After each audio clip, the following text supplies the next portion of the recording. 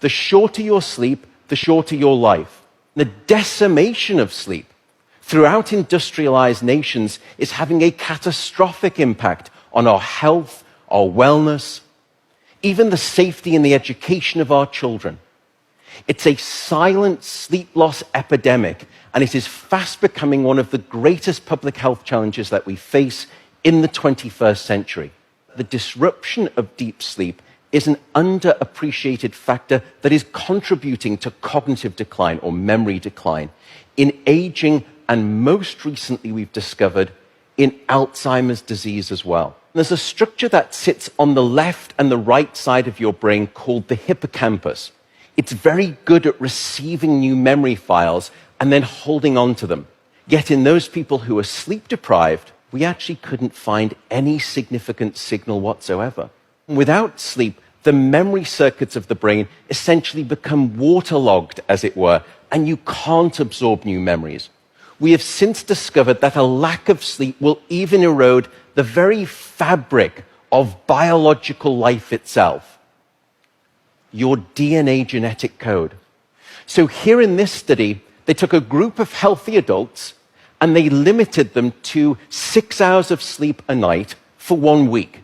And then they measured the change in their gene activity profile relative to when those same individuals were getting a full 8 hours of sleep a night. And there were two critical findings. First, a sizable and significant 711 genes were distorted in their activity, caused by a lack of sleep.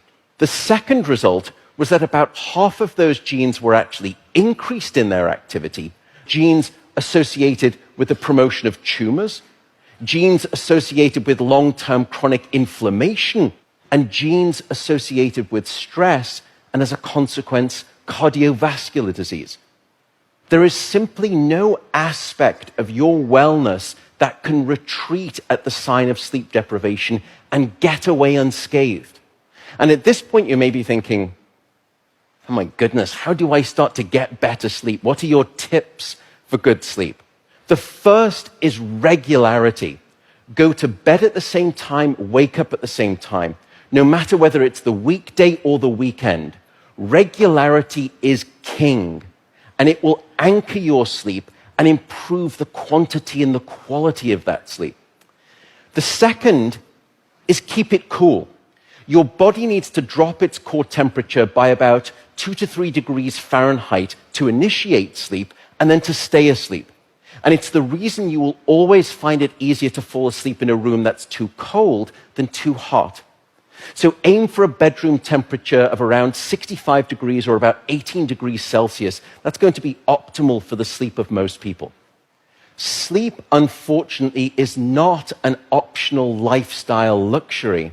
Sleep is a non-negotiable biological necessity. It is your life support system. And with that soapbox rant over, I will simply say good night, good luck, and above all, I do hope you sleep well.